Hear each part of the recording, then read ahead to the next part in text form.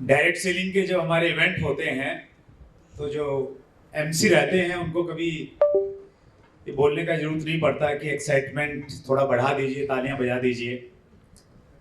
लेकिन यहाँ पे थोड़ा बड़े लेवल के लीडर्स बैठे हैं, मैनेजमेंट के लोग बैठे हैं, और इस लेवल पे आते आते हम तालियां बजाते बजाते थोड़ा सा थक से जाते हैं। तो उस चीज़ का अभाव मत दिखाइएगा। डायरेक्ट सेलिंग इंडस्ट्री उत्साह के लिए जानी जाती है, तो आइए एक बार उत्साह के साथ में आज के प्रोग्राम की स्टार्ट करते हैं।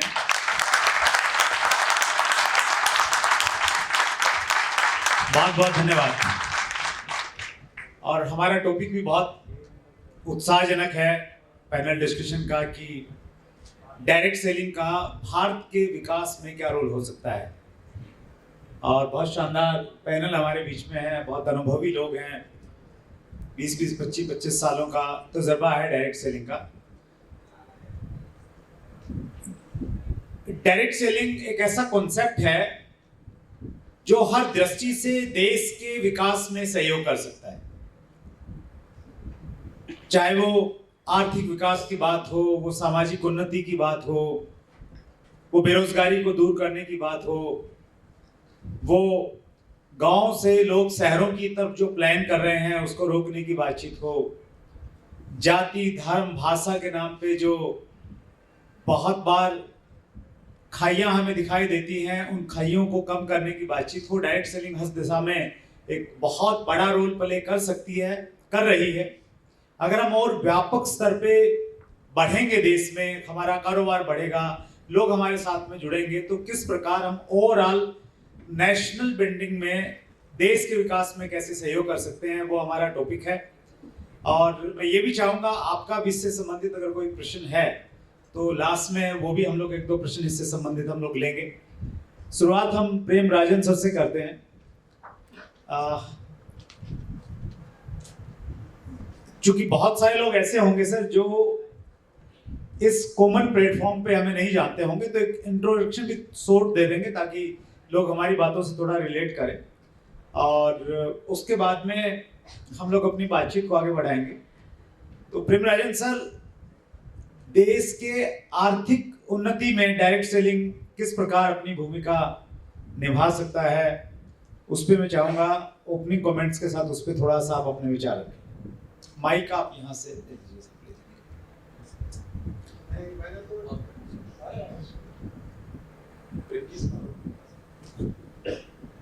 हेलो, यस, अब ठीक है, आवाज आ रही है? हाँ, यस प्लीज।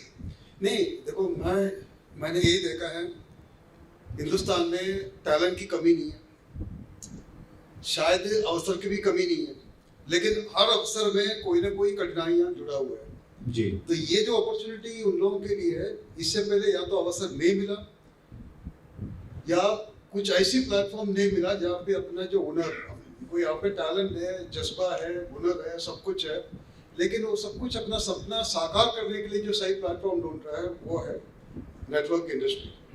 और मैंने इसमें सबसे ज़्यादा खूब यही देखा है, जब कभी भी जो सफलता नज़दीक आता है या जो सफलता का जो जश्न मनाया जाता है, सिर्फ उन लोग कुछ नहीं है जो स्टेज पे या जहाँ पे अवार्ड लेते हैं, उनके आजू बाजू में लोग हैं, उनका जो टीम है, या मैं यूं कहूँ, यहाँ पे जब लोग सफल होता है, सिर्फ उन लोग नहीं है, वो पूरे का पूरा देश आगे बढ़ता है। तो मैं तो यही चाहता हूँ, ये जो ग्रोथ है, जितने भी आपने नेटवर्किंग का अभी तक देखा है, this is the tip of the iceberg.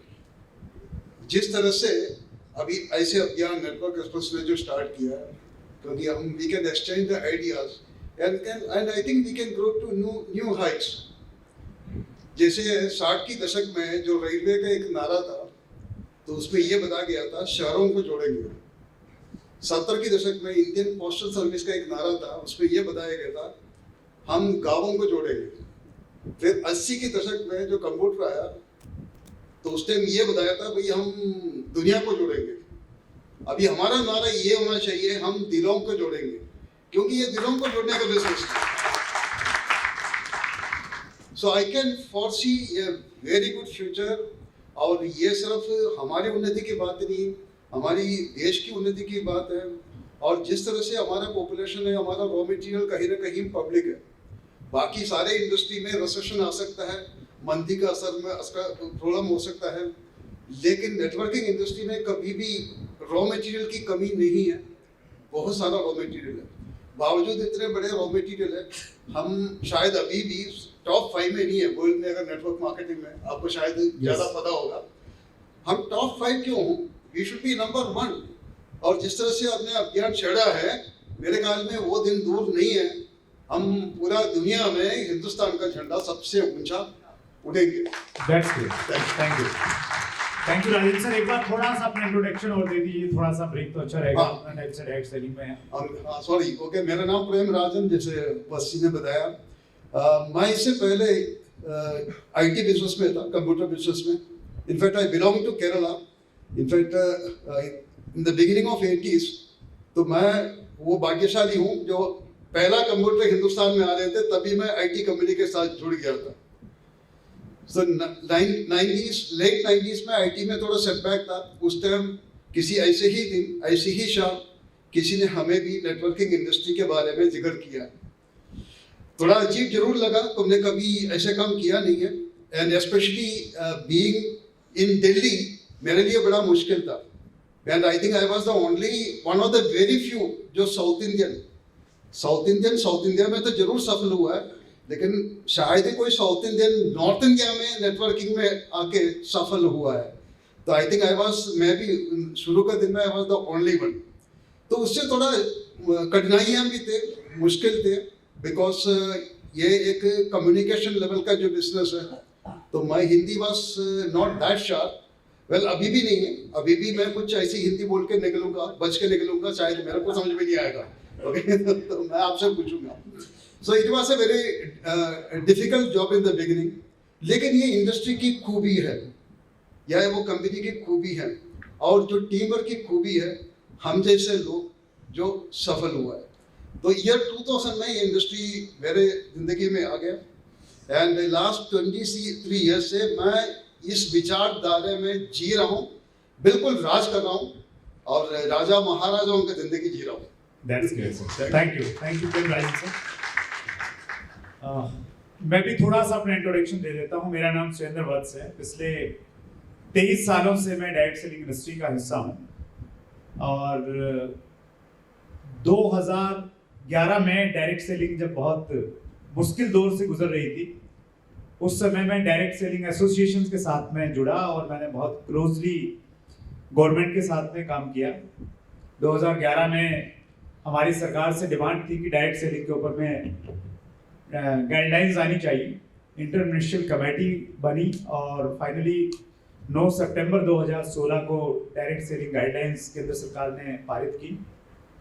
और उसके बाद में 2019 में 1 जनवरी 2019 से डायरेक्ट सेलिंग इंडस्ट्री को इकट्ठा करने के लिए और डायरेक्ट सेलिंग की भ्रांतियों को दूर करने के लिए चैट विद सुरेंद्र वत्स के नाम से एक यूट्यूब चैनल हम लोगों ने शुरू किया था, और आप सब लोगों के प्यार की वजह से हमने 5 साल उसके पूरे किए हैं। और हम लोग हर साल चैनल की एनिवर्सरी मनाते हैं फ्रेंड्स मीट के नाम से। तो 5वीं एनिवर्सरी हम लोग दिल्ली में तारकटोरा स्टेडियम में मना रहे हैं 10 फरवरी को। तो वहाँ भी मैं आप सबको आमंत्रित करता हूँ, आप आइए और इंडस्ट्री का एक बड़ा रूप देखिए। सारी इंडस्ट्री के जो दिग्गज लोग हैं वो एक प्लेटफॉर्म पे फुल डे का कार्यक्रम रहता है, तो उसमें भी मैं आपको आमंत्रित करता हूँ। और जहाँ भी इंडस्ट्री को सर्व करने की बात आती है, मैं हमेशा कोशिश करता हूँ कि वहाँ अगर मेरी प्रेजेंस रिक्वायर्ड है तो वो कहीं भी हो, मैं हमेशा कोशिश करता हूँ कि वहाँ पे जाया जाए। और उसी कड़ी में आज मैं आपके बीच में यहाँ पे उपस्थित हूँ। स्टेन सर के पास में जाते हैं, अभी हम लोग लेफ्ट से राइट आ जाते हैं पूरा एकदम। स्टेन सर के पास में बहुत अच्छा तजर्बा है और मेरे बहुत अच्छे मित्र हैं। FDSA करके डायरेक्ट सेलिंग एसोसिएशन है, federation of direct selling association, उसमें हम लोगों ने बड़ा क्लोजली काम किया। स्टेन सर, इकोनॉमिक वाला क्वेश्चन ही मैं पूछना चाहूँगा आपके इंट्रोडक्शन के साथ। आप बताइएगा हमारे देश की अर्थव्यवस्था में डायरेक्ट सेलिंग किस प्रकार से मुख्य भूमिका निभा सकता है? नमस्कार सभी लोगों को। सबसे पहले सबसे पहले इस प्रोग्राम का जो आयोजन किया है नेटवर्क एक्सप्रेस के जो सूत्रधार हैं, सभी फाउंडर्स हैं, लेकिन खास करके जो सुभाष जी और श्रीराम जी हैं उनके लिए मैं धन्यवाद देना चाहता हूं, क्योंकि हम लोग कंपनियों के बहुत सारे प्रोग्राम्स करते रहते हैं, लेकिन इंडस्ट्री के लिए ये जो प्रोग्राम आयोजन किया है इसके लिए बहुत बहुत धन्यवाद। और जैसे सुरेंद्र वत्स जी ने ऑलरेडी अपने इंट्रोडक्शन में कहा कि उनके साथ इस पैनल डिस्कशन में शामिल होना भी एक सौभाग्य है, क्योंकि हम सभी लोग हमारे निजी जिंदगी के लिए बहुत सारा अचीवमेंट करने के लिए कोशिश करते हैं, लेकिन एक समय आता है जब भी आप give back to the society या इंडस्ट्री के लिए देते हैं। और उन टाइप के लोगों में से एक हैं सुरेंद्र वत्स जी। उन्होंने इंडस्ट्री के लिए अपनी आर्थिक या इंडिविजुअल प्रोग्रेस करने के साथ साथ इंडस्ट्री के लिए गिव बैक करने के लिए उन्होंने काफ़ी प्रयास किया है। और एफडीएस से हो या जब आरटीआई आया था उसके जरिए गवर्नमेंट के अलग अलग मिनिस्ट्रीज में जाके किस मिनिस्ट्री सही है डायरेक्ट सेलिंग इंडस्ट्री को रेगुलेट करने के लिए, ये उन्होंने काफ़ी प्रयास किया है। मैं चाहता हूँ कि एक बार जोरदार तालियों से उनका हम लोग धन्यवाद दें। मेरा नाम स्टैन सेरावो है और मैं मुंबई से हूँ। हालांकि मैं साउथ इंडियन हूँ, लेकिन मैं यहाँ पैदा हुआ हूँ। और 99 में मैं प्रिंट मीडिया इंडस्ट्री में हुआ करता था एंड वहाँ मुझे डायरेक्ट सेलिंग इंडस्ट्री की एक एक्सीडेंटली परिचय हुई। तो पहले 10 साल एज अ डिस्ट्रीब्यूटर मैंने काम किया और उसके बाद में as a CEO, as a author, trainer, consultant मैंने इस इंडस्ट्री में काम किया। और आज right now I am a business coach to a couple of actively working companies. So आज का टॉपिक काफ़ी ऑब्वियस टॉपिक है, लेकिन एक चीज़ में इंडिया थोड़ा सा लैग कर रहा है या थोड़ा सा पीछे है, और वो है हैप्पीनेस इंडेक्स। तो डायरेक्ट सेलिंग इंडस्ट्री के लोग इस हैप्पीनेस इंडेक्स को मुझे लगता है कि काफ़ी कंट्रीब्यूट कर रहे हैं। वो मतलब अचीवमेंट हुआ, रैंक हुआ, पैसा आ गया तो एक्साइटेड तो रहते ही हैं, लेकिन नहीं भी हुआ तो भी एक्साइटेड रहते हैं ये सोच के कि भाई आगे आने वाला है हमारा रैंक। सो एक चीज़ जो आपका सवाल है कि आर्थिक प्रगति के लिए हम सभी लोगों को ये पता है, हम लोग अपने अपने बिजनेस ट्रेनिंग में तो लोगों को बताते ही हैं कि गवर्नमेंट के एक्सचेकर में जो जीएसटी के जरिए, जो टीडीएस के जरिए जो कंट्रीब्यूशन डायरेक्ट सेलिंग इंडस्ट्री करती है, आई थिंक गवर्नमेंट ने अभी उसको नोटिस किया है।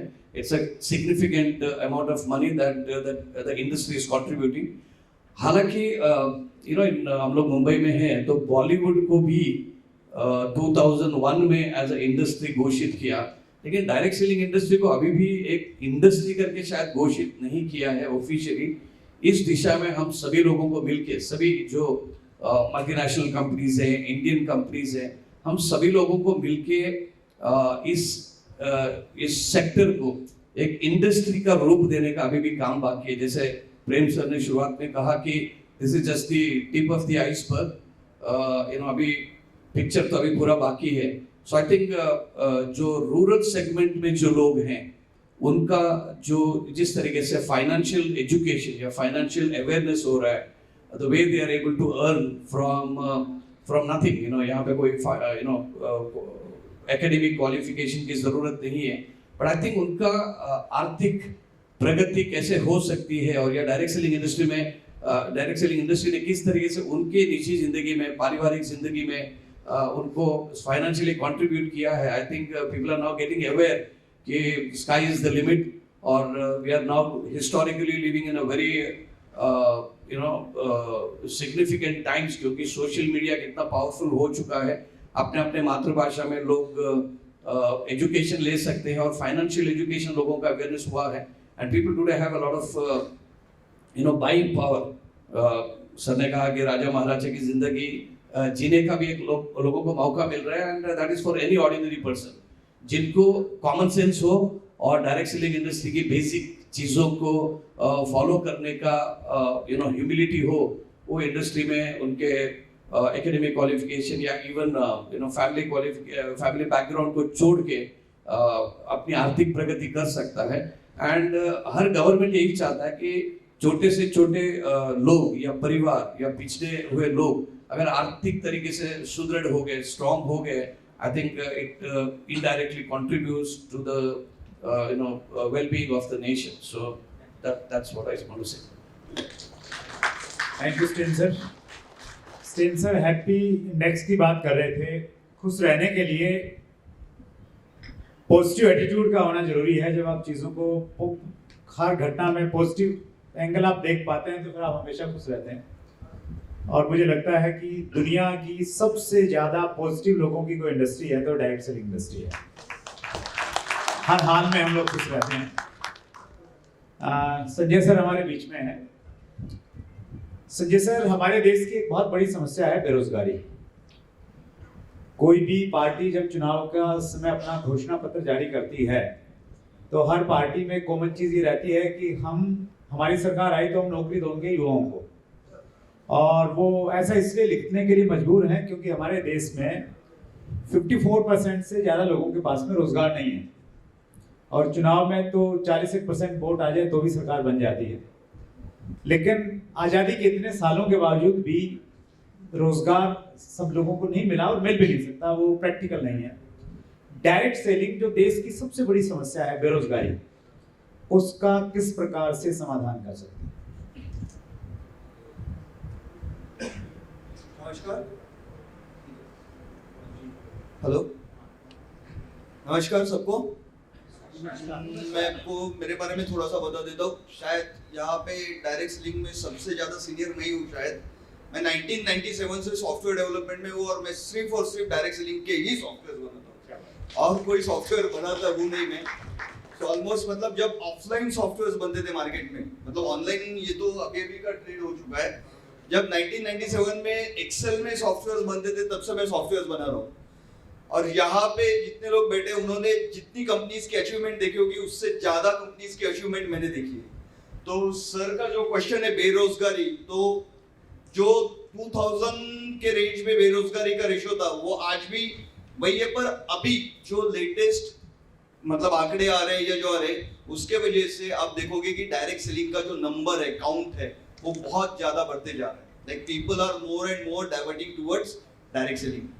नेशन को फायदा या क्या, ये तो बात सही है। अगर अभी हम लोग as I am association with the federation of Indian direct selling industry, FIDSI के साथ मैं एसोसिएटेड हूँ, तो I get more time get in touch with the government officers only. तो अभी मैं गवर्नमेंट मतलब जो एमएलए से मिलता हूँ या फिर किसी पार्टीज के नेताओं से ज्यादातर मिलता हूँ, तो वो लोगों ने भी इसको रिकॉग्नाइज करना शुरू कर दिया। ये हमारे लिए बहुत बड़ी पॉजिटिव बात है। मतलब वो लोग अभी बात करते हैं तो उनको पता है कि डायरेक्ट सेलिंग है क्या।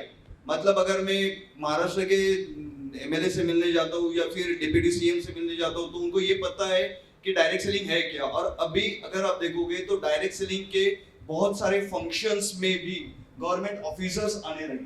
That is really a very positive sign for all of us. आप अगर देखोगे तो डायरेक्ट सेलिंग के फंक्शंस जो होते हैं उसमें सब में ज्यादा कार अचीवमेंट्स वगैरह उन्हीं लोगों ने की है जो लोग पहले टू व्हीलर पे चलना भी उनको मुश्किल था। सो आज उन सभी के पास मर्सिडीज बेंज से लेके बहुत बड़ी बड़ी गाड़ियां आज भी अवेलेबल है और वो मेंटेन कर पाते हैं। इट इज नॉट कि लाइक उन्होंने सिर्फ ली और 4-6 महीने में निकल गई है। डायरेक्ट सेलिंग का सब में इंपॉर्टेंट फैक्ट ये कि एक ही इंडस्ट्री है ऐसी जिसमें आप कम से कम लागत में टीम बनाकर पूरी तरह से पैसा अच्छी तरह से कमा सकते हो, प्रोवाइडेड आप कंपनी ने जो सिस्टम लगाई है वो फॉलो।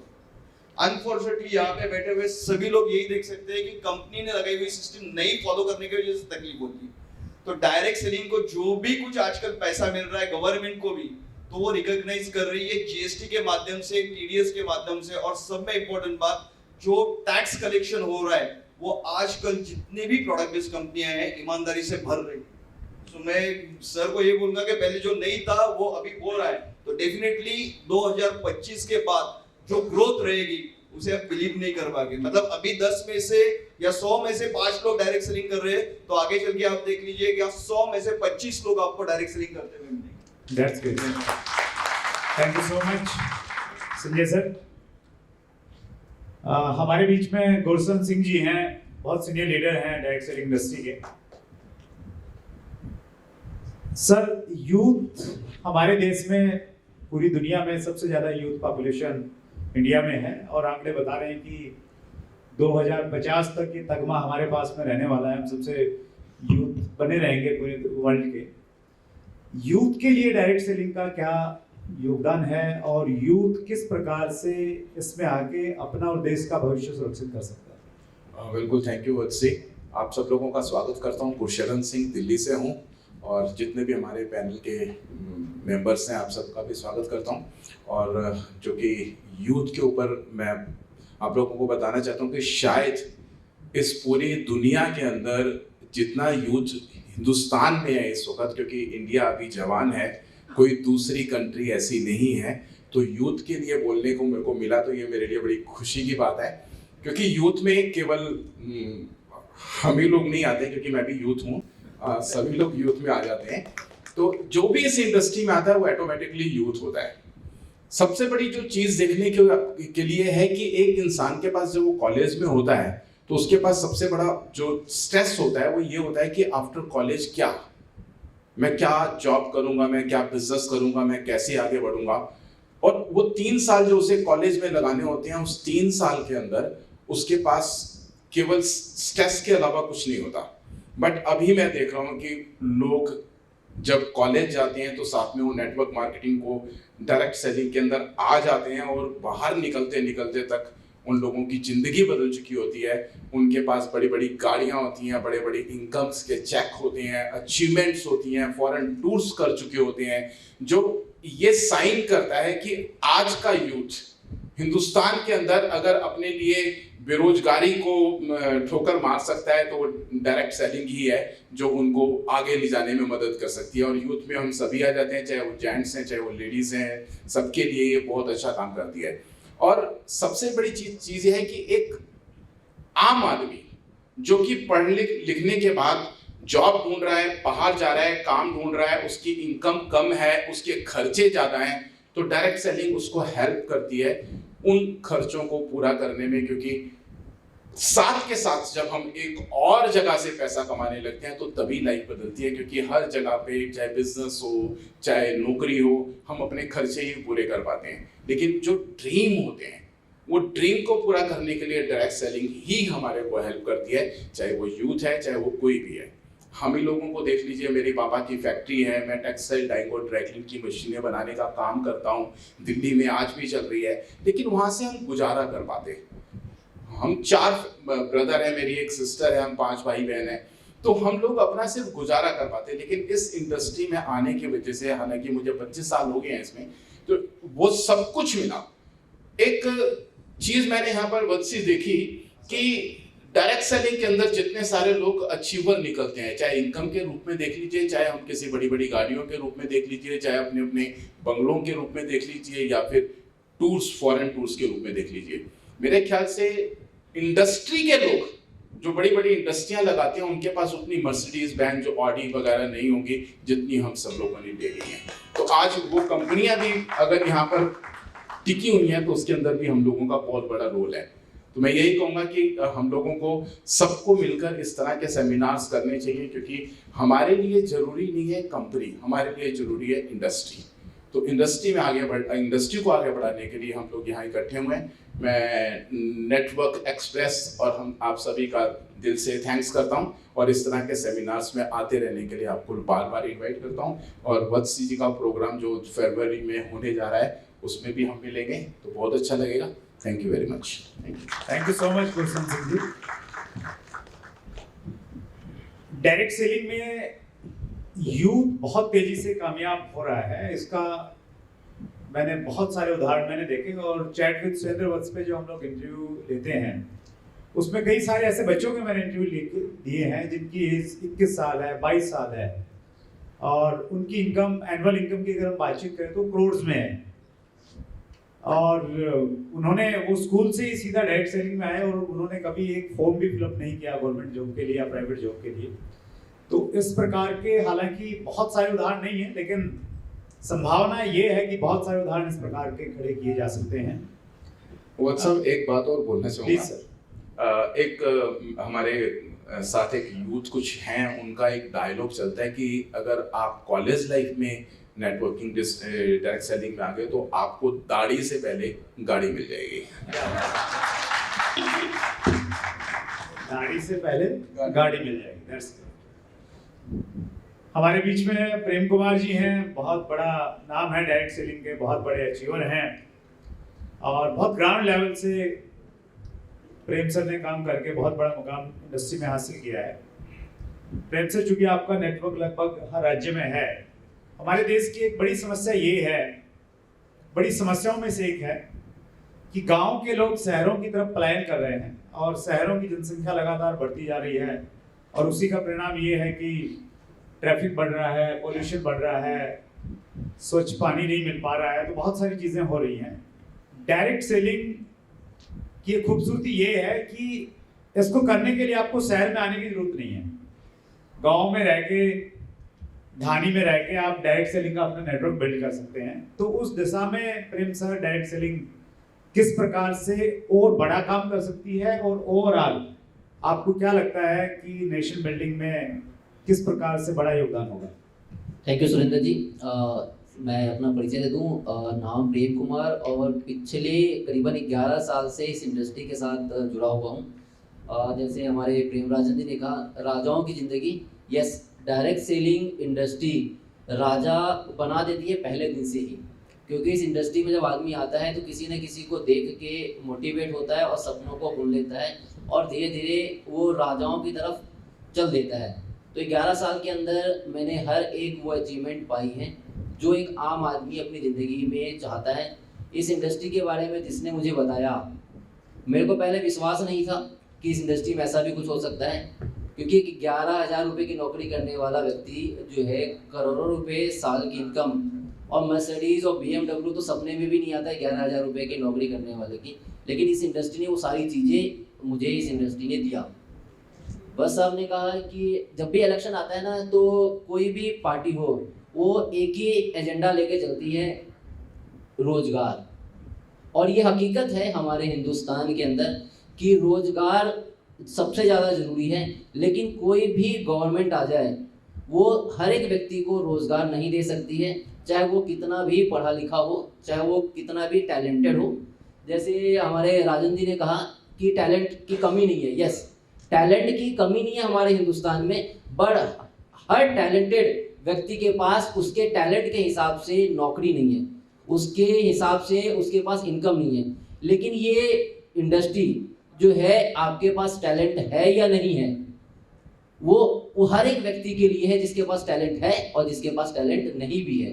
बस डिपेंड करता है कि आपका जज्बा क्या है, आप अपनी ज़िंदगी से चाहते क्या हैं। गांव से हैं, शहर से हैं, ये मैटर नहीं करता है। शहर में भी आके आज आदमी अपने सपनों को पूरा नहीं कर रहा है, वो दाल रोटी चला रहा है। लेकिन ये इंडस्ट्री आपको, आपके गांव में से हैं, आप किसी छोटे शहर से हैं, वहाँ पे भी रह के इस इंडस्ट्री के साथ आप जुड़ के आप अपने सपनों को पूरा कर सकते हैं। बतौर शर्त है कि आपको विश्वास करना पड़ेगा। एक समय था जिस समय लोग गवर्नमेंट जॉब पे विश्वास नहीं करते थे, जॉब के लिए लोगों को पकड़ के ले जाया जाता था। और एक आज का टाइम है कि लोग लाइन लगाते हैं। एक MBA किया हुआ व्यक्ति, ग्रेजुएट किया हुआ व्यक्ति जो है प्यून के लिए फॉर्म भरता है, और यहाँ पे आपने क्या किया है ये मैटर नहीं करता, आपके सपने क्या है ये मैटर करता है। और लोगों ने वो सारे सपनों को यहाँ पे पूरा किया है। मैं जब बस साहब के चैनल पे मुझे आने का मौका मिला तो बस साहब ने वहाँ पे मेरे से एक सवाल पूछा था कि प्रेम जी आपकी इनकम क्या है। मैंने कहा सर इनकम वो है जो मैंने कभी अपने सपने में भी नहीं देखा था और ना मेरे किसी पूरे खानदान में किसी ने सोचा था। ये पावर देती है ये इंडस्ट्री कि आपके हर एक वो सपनों को पूरा करने का, चाहे वो गांव से हैं, चाहे आप शहर से हैं। और ये इंडस्ट्री वो इंडस्ट्री है जिस इंडस्ट्री को कभी भी ख़त्म नहीं किया जा सकता है, क्योंकि इस इंडस्ट्री में हमारे यहाँ पे एक व्यक्ति हैं, वो कहते हैं कि नहाने से और खाने से पैसा आता है तो किसी का क्या जाता है। और ये हकीकत है कि अगर धरती पे व्यक्ति है तो वो नहाएगा और खाएगा और पैसा कमाएगा, तो कभी भी कोई भी प्रॉब्लम आ जाए, कोई भी सिचुएशन आ जाए, ये इंडस्ट्री खत्म नहीं होने वाली है। थैंक यू प्रेम जी, बहुत बहुत धन्यवाद। फाइनल कमेंट्स लेते हैं, प्रेम सर से ही स्टार्ट करते हैं एक बार। फाइनल कमेंट सर, सब्जेक्ट यही है हमारा कि देश के विकास में डायरेक्ट सेलिंग कैसे योगदान दे सकती है। जैसे मैम जी ने भी बताया, टैलेंट की कमी नहीं है, लेकिन क्या है यहाँ पे हम में से कई लोग जो लोगों को रोजगार नहीं मिल रहा है, इसके ऊपर चर्चा तो जरूर हुआ है। लेकिन अभी पीछे एक मीटिंग में मैं गया था तो कोई मेरे से काफ़ी नौजवान थे, वो कहता है मिस्टर राजन आप ये बताओ, अनएम्प्लॉयमेंट से ज़्यादा कोई समस्या है क्या? रोजगार ना मिलने से ज़्यादा कोई समस्या हो सकता है? शायद हम में से भी कई लोगों को उनका जवाब नहीं है, लेकिन there is another grey area rather the worst area. Unemployment से ज़्यादा है अंडर एम्प्लॉयमेंट। मतलब आज के डेट में हिंदुस्तान में कुछ ऐसी समस्या आ गया, बड़े बड़े डिग्री लेके, MBA करके, पोस्ट ग्रेजुएट डिग्री लेके लोग कॉल सेंटर में काम करता है। मतलब जहाँ पे आपका क्वालिफिकेशन 10वीं काफ़ी है, लोग 10वीं करके कोई IELTS 6 महीने का जो कोर्स करके कॉल सेंटर में भर्ती हो सकता है। वहीं पे MBA और बाकी सारे इवन यहाँ तक PhD थे। So that is worse. जो अनएम्प्लॉयड है, जो यूथ है, वो तलाश ही कर सकता है, वो अपनी पापा मम्मी का मदद कर सकता है, घर का काम कर सकता है, कुछ और हैंडल कर सकता है। लेकिन सबसे वर्स हो रहा है अभी ये समस्या खुल के बाहर नहीं आया, लेकिन अगर अभी तक ये नेटवर्किंग अगर गांव गांव शहर नहीं जाता, अगले 2 साल में अनएम्प्लॉयमेंट से ज़्यादा क्रिटिकल अंडर एम्प्लॉयमेंट होगा, क्योंकि अंडर एम्प्लॉयमेंट वाला ज़्यादा फ्रस्ट्रेट होता है। तो अब देश की तरक्की की बात करता है, I think networking industry they can play a very important role, and directly and indirectly. मैं इनडायरेक्टली सर इसलिए बोल रहा हूँ, सिर्फ जो लीडर्स या जो टीम जो कमा रहे हैं, सिर्फ वो ही सफल नहीं हो रहा, इंडस्ट्री से जुड़ा हुआ बाकी बहुत कुछ है। अगर कोई ऑफिस कंपनी अगर इंडिया में आता है, उनका जगह जगह ऑफिस है, स्टाफ है, उसका इंफ्रास्ट्रक्चर है, उसका गोडाउन है, एंड उससे जुड़े लोग कम से कम मेरे ख्याल में if you take a percentage 1/4, मतलब अगर जैसे अगर फॉर एग्जांपल अगर अस्यूम दैट अगर 1 करोड़ हो सकता है, 1 करोड़ लोग इसमें अगर कमा रहा है इंडिया में, कम से कम 25 लाख लोगों का जो संख्या है इनडायरेक्टली तो है। तो I think when you talk about the nation's economy, we will play very important role, significant role. वो इसलिए भी क्योंकि ये अकेली इंडस्ट्री शायद ब्लैक मनी को खत्म कर सकता है। यहाँ पे कोई ऐसी लेन देन नहीं है जो ब्लैक मनी में होगा, सब कुछ वाइट है। सो ऑल टैक्स पेयर्स है, ऑल आर ऑनेस्ट। तो आप जिन जिन कंपनी के साथ जुड़ा हुआ है, वो कंपनी के साथ साथ आपको अपनी देश के प्रति भी कुछ वो थिंकिंग आपको उस लेवल में होता है। जैसे मैंने आपको लास्ट टाइम में बताया, तो जब कभी भी अगर कोई भी अगर सफल होता है, सिर्फ उन गिने चुने लोग नहीं है, पूरे का पूरा देश आगे बढ़ सकता है और आर्थिक व्यवस्था उसी हिसाब से आगे जा सकता है। Thank you sir, thank you so much sir. Fast एक आपकी तरफ से कमेंट्स स्टेन सर। मैं इस टॉपिक के ऊपर थोड़ा सा मेरी राय ऐसा देना चाहता हूँ। हम सभी लोगों ने ESPN चैनल देखा है, तो E stands for employment. Employment कोई अभी क्लीशे नहीं रहा, इट्स अ रियलिटी, हकीकत है। एवरी ईयर जितने ग्रेजुएट्स आते हैं, अंडर ग्रेजुएट्स आते हैं, जॉब मार्केट में आते हैं, उतने जॉब्स है नहीं है। तो डायरेक्ट सेलिंग इंडस्ट्री ना केवल डायरेक्ट बट रेवेन्यू जनरेशन करने की अपॉर्चुनिटी लोगों को देती है थ्रू इनडायरेक्ट एम्प्लॉयमेंट। और जैसे बहुत सारे एलाइड सर्विसेज है, हमारे संजय जी है, सॉफ्टवेयर बनाते हैं, तो मैन्युफैक्चरिंग, ट्रांसपोर्टेशन, एविएशन इंडस्ट्री वगैरह, मतलब बहुत सारे सेक्टर्स में हमारा कंट्रीब्यूशन जाता ही है। सो that is creation of employment. S is direct sellers एक ऐसा व्यक्ति होता है जो बहुत ज्यादा स्किलफुल होता है। गवर्नमेंट का भी वेलफेयर स्कीम है स्किल डेवलपमेंट, तो यहाँ पर हम लोग स्किल डेवलपमेंट करते हैं। जो लोग माइक में या 1-on-1 नहीं बोल सकते थे, यहाँ पे आके माइक हाथ में मिलेगा तो छोड़ते नहीं है। तो इतना पब्लिक स्पीकिंग, कम्युनिकेशन का स्किल डेवलपमेंट हुआ है, that is very essential for a healthy nation. So I think communication, public speaking, organizing skills, ये सभी स्किल डेवलपमेंट जितना डायरेक्ट सेलिंग इंडस्ट्री में होता है, कोई भी इंडस्ट्री ना BPO ना कॉल सेंटर में इतना ट्रेनिंग देता है। वो इंडस्ट्री बिजनेस रिलेटेड ट्रेनिंग देता है, लेकिन यहाँ पर पर्सनैलिटी, पूरी जिंदगी, आपके ड्रीम्स, एस्पिरेशंस क्या है, वो सभी स्किल्स डेवलपमेंट यहाँ पे होते हैं। P stands for passion. मुझे लगता है कि यहाँ पे वही लोग आते हैं जिनका पैशन है। जैसे 3 इडियट्स में बोला था आमिर खान ने कि आपको काबिल बनना पड़ेगा, तो ये इंडस्ट्री में लोग काबिल भी बनते हैं, लेकिन पैशन को फॉलो करने के लिए बनते हैं। यहाँ पे ये इंडस्ट्री सबके लिए नहीं है। कई सारे लोग यहाँ पे काफी उम्मीद लेके आते हैं, लेकिन फेल होते हैं, क्योंकि इनमें सब कुछ रहता है, लॉजिक रहता है, इंटेलेक्चुअल सब कुछ रहता है, लेकिन पैशन अगर नहीं है, जो जज्बा आपने सर ने बोला कि वो अगर नहीं है, तो नहीं होता है, लेकिन ये इंडस्ट्री पैशन को भी जगह देता है, उम्मीद जगा देता है। And N stands for network. जिस तरीके से हम लोग सोशली नेटवर्क कर पाते हैं, ट्रैवल कर पाते हैं, जो लोगों ने फ्लाइट जमीन से ऐसे देखा उड़ते हुए, अभी वो फ्लाइट पे उड़ रहे हैं, विदेशों में जा रहे हैं, स्टैंप पे पासपोर्ट में स्टैंप लगा रहे हैं इमिग्रेशन की। सो ऐसी जो चीजें हैं, असाधारण चीजें हैं, ये इंडस्ट्री कर पाती है, and then we can create a wonderful network. And आज का जो ये जो इवेंट है, this is very very essential for safeguarding the industry, क्योंकि अगर हम लोग एकजुट नहीं होते हैं, कंपनीज हम लोग सभी की अच्छी ही कंपनी है, हर एक का विजन मिशन अच्छा है, प्रोडक्ट्स अच्छा है, कॉम्पनसेशन प्लान अच्छा है, but I think coming together and celebrating the success of this industry is very very essential. So ये काम इस ऑर्गेनाइजेशन ने किया है, नेटवर्क एक्सप्रेस ने, और आप सभी लोगों ने पार्टिसिपेट करके किया है। So this kind of healthy dialogue, debates should be there in the industry so that we can intellectually also influence the society. So thank you so much. Thank you sir.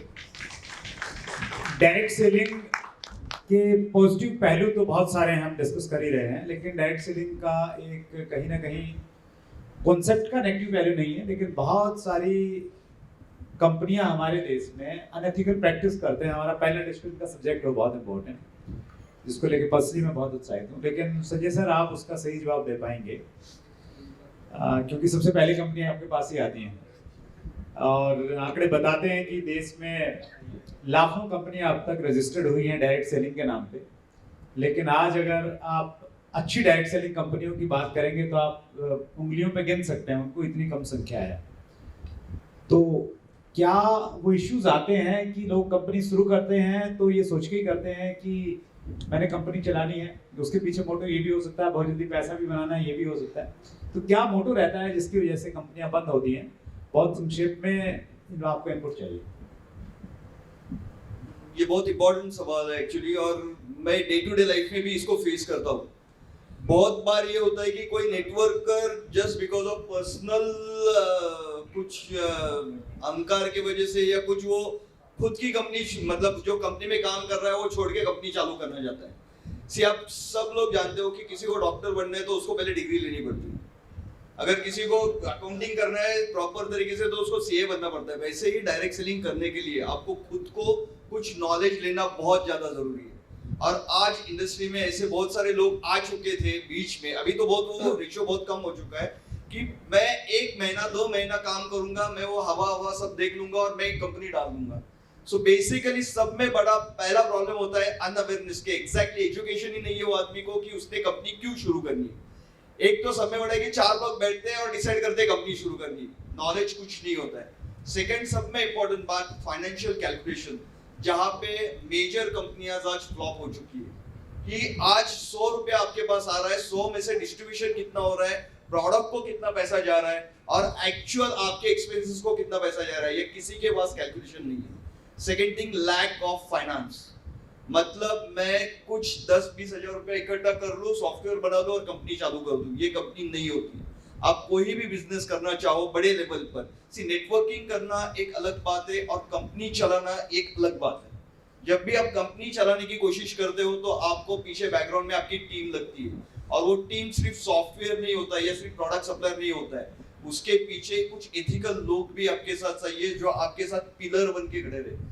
Unfortunately वो बहुत lack हो जाता है industry में। So industry में successful बनने के लिए इंपॉर्टेंट चीजें क्या होती है, एक आपका बिजनेस प्लान, जो कॉम्पनसेशन प्लान है वो प्रॉपर रियलिटी से मैच करने वाला हो।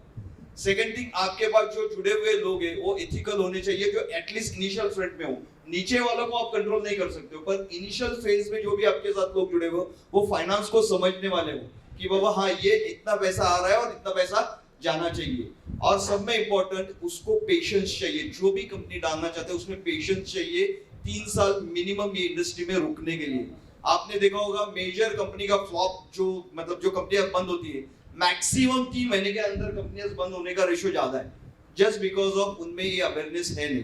तो आई विल रिक्वेस्ट कि अगर कोई भी कंपनी आप भी देखते हो तो उसमें ये देखो कि फाइनेंशियल कैलकुलेशंस वो कंपनी के कैसे है, प्रॉपर तरीके से वो दे रहा है, प्रोडक्ट जो दे रहे वो यूजर के लिए यूजफुल है या नहीं है। बेसिकली फोर्सफुल जो डंपिंग होता है प्रोडक्ट का वो नहीं होना चाहिए। और डायरेक्ट सेलिंग में वो सब में बड़ा इंपॉर्टेंट रूल अभी डाला गया है कि आप फोर्सफुली किसी को प्रोडक्ट नहीं बेच सकते हो। और सब में इंपॉर्टेंट बात, आपको उसमें बायबैक पॉलिसी भी दी हुई है, अभी 30 डेज की बायबैक पॉलिसी है। तो ये सारे जो रूल्स एंड रेगुलेशंस आए, डेफिनेटली अभी इंडस्ट्री में ड्रॉप आउट रेशियो जो है वो सब में कम होने लगा है because of these rules and regulations. तो आई रिक्वेस्ट कि आप जब भी कोई आपसे भी बात करता है तो उसको कंपनी के प्रॉपर पॉजिटिव पॉइंट्स, उसके फाइनेंशियल कैलकुलेशंस बताओ जिससे कि आपकी ग्रोथ हो। सेकंड सिर्फ और एक ही पॉइंट में आपको गांव के रिलेटेड से या बोलना चाहूंगा कि अभी मेरे पास जितना डेटा है वो बहुत काफी अच्छा डेटा है जो मेरे सॉफ्टवेयर में जो आता है। तो मैंने अभी देखा है कि पहले जितने भी फंक्शंस होते थे कंपनीज के वो सारे सिटी लेवल पे होते थे, पर अभी जो मतलब फंक्शंस होने लगे वो गांव लेवल पर भी होने लगे। दिस इज जस्ट साइन कि लाइक अभी अपना नेटवर्क मार्केटिंग का जो बिजनेस है वो गांव लेवल तक अच्छी तरह से पहुंच चुका है। So thank you. Thank you sir. Gulshan ji, आपके क्विक कमेंट्स, फाइनल कमेंट्स। देखिए, फीमेल्स के लिए इंडस्ट्री कितनी अच्छी है कि रोटी पकाने के साथ रोटी कमाने का मौका भी देती है, राइट। और दूसरा, जितने भी लोग हैं जो इनकम की कमी की वजह से क्राइम में चले जाते हैं, उनको यहाँ से वापस लाने का मौका देती है, क्योंकि उनको पैसों के लिए तड़फने की ज़रूरत नहीं पड़ती, क्राइम करने की ज़रूरत नहीं पड़ती। ये एक ऐसी इंडस्ट्री है और हम सबको इस इंडस्ट्री से मोहब्बत करनी चाहिए। हमें सबको इस इंडस्ट्री के लिए अपना, जो हमने पसीना तो बहाया है, लेकिन पसीने के साथ साथ हमारे को यहाँ पर अपने एफर्ट्स और डालने पड़ेंगे ताकि हम इस इंडस्ट्री को उस ऊंचाइयों तक ले जा सके। क्योंकि बस सब अगर हम बात करते हैं डायरेक्ट सेलिंग की, तो अमेरिका के अंदर जब इसकी शुरुआत हुई थी तो गाँव तक प्रोडक्ट पहुँचाने के लिए कोई सोर्स नहीं होता था, इसीलिए डायरेक्ट सेलिंग आई थी।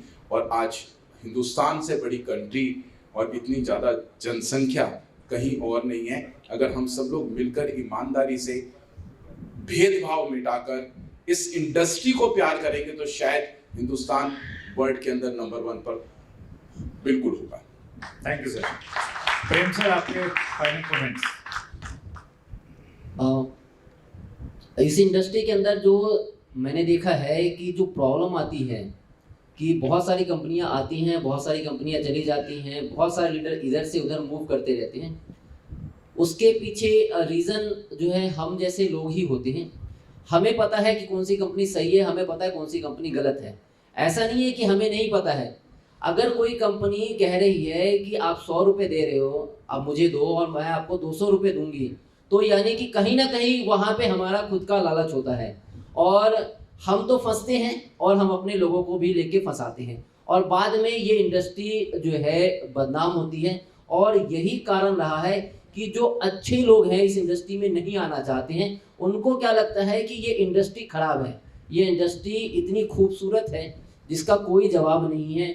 वर्ल्ड वाइड अभी मैंने रिसेंटली मलेशिया के अंदर से काम स्टार्ट किया, तो वहाँ पे जाके मुझे समझ में आया कि हमारे हिंदुस्तान में क्या प्रॉब्लम है और बाहर के देशों में क्या प्रॉब्लम नहीं है। यहाँ पे चंद पैसों के लिए यानी कि हम टिक नहीं सकते हैं। आज कोई व्यक्ति अगर महीने का लाखों रुपए कमा रहा है तो उसने समय दिया है इस इंडस्ट्री में, किसी एक कंपनी में उसने टाइम दिया है, सीखा है और सीखने के बाद अपने बिजनेस को बिल्ड किया है और तब वो आज लाखों रुपए या करोड़ों रुपए सालाना ले रहा है। हम आते हैं और हमें रातों रात पैसा चाहिए और रातों रात पैसा कहीं भी नहीं आता है। उसके लिए वेट करना पड़ेगा, समय देना पड़ेगा। और जो कंपनियां जेन्युइनली हैं वहाँ पे रातों रात कोई करोड़पति नहीं बनता है। हाँ, लेकिन जो कंपनियां कहती हैं कि हम आपको रातों रात करोड़पति बनाएंगे, वो करोड़पति तो नहीं बनाती लेकिन रोडपति जरूर बना देती है। तो ये हमें खुद पता होता है कि किस कंपनी के साथ जाना है और किस कंपनी के साथ नहीं जाना है। गलती हमारी होती है और हम अपनी गलती का ठेकरा जो है कंपनी पे फोड़ते हैं कि वो कंपनी ऐसी थी, वो वैसी कंपनी थी। तो ऐसी कंपनियों से मैं तो बस साहब कहूँगा कि हम लोगों को अवेयर करें, लोगों को बताएं कि कंपनी सिलेक्शन करते समय क्या चीज़ देखना है और क्या चीज़ देख के करना है। Thank you sir, point noted. Direct selling की बहुत सारी अच्छी चीज़ें हम लोगों ने डिस्कस की। सिक्के का एक दूसरा पहलू भी है कि आज भी डायरेक्ट सेलिंग को समाज में बहुत अच्छी दृष्टि से नहीं देखा जाता।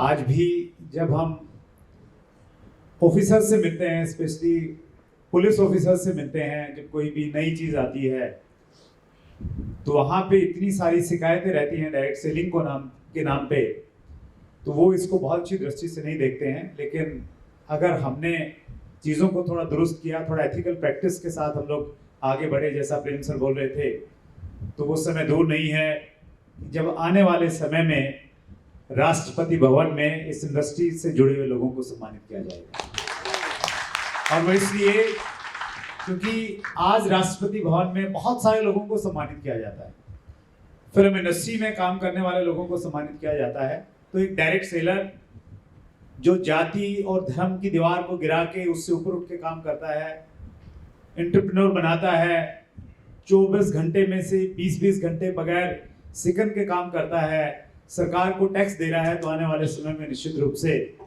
इनको भी बहुत बड़ा सम्मान मिलेगा। तो आइए हम एक ऐसा माहौल तैयार करें जब इस प्रकार के सपने साकार हों। इसी पॉजिटिव नोट के साथ आज के पैनल डिस्कशन को हम लोग समाप्त करते हैं। सभी पैनलिस्ट का बहुत बहुत धन्यवाद। Thank you so much.